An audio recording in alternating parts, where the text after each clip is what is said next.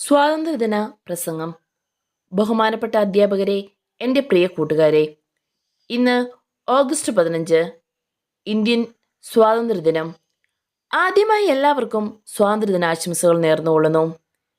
ഇന്ത്യക്കാരായ നമുക്ക് ഓരോരുത്തർക്കും സന്തോഷവും ഏറെ അഭിമാനവും നിറയുന്ന ഒരു സുദിനമാണ് ഇന്ന്. കാരണം 1947 ഓഗസ്റ്റ് 15 നമ്മുടെ ഭാരതം ബ്രിട്ടീഷുകാരുടെ അടിമത്തത്തിൽ നിന്നും സ്വാതന്ത്ര്യം നേടിയത്.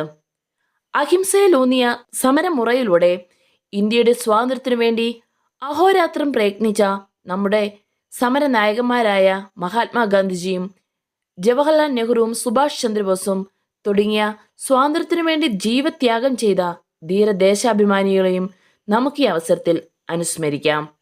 ഭാരതം എന്ന നമ്മുടെ ഇന്ത്യ ഇന്ന് ഈ ലോകത്തിലെ ഏറ്റവും വലിയ ജനാധിപത്യ രാജ്യമാണ്.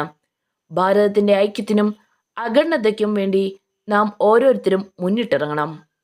ദേശസ്നേഹവും ദേശാഭിമാനവും ഏറ്റവും കൂടുതൽ കാത്തു സൂക്ഷിക്കേണ്ടത് നാം ഓരോരുത്തരുടെയും കടമയാണ് എന്നുകൂടി ഓർമ്മിപ്പിച്ചുകൊണ്ട് എല്ലാവർക്കും ഒരിക്കൽ കൂടി സ്വാതന്ത്ര്യദിന ആശംസകൾ നേർന്നുകൊണ്ട് ഞാൻ നിർത്തുന്നു.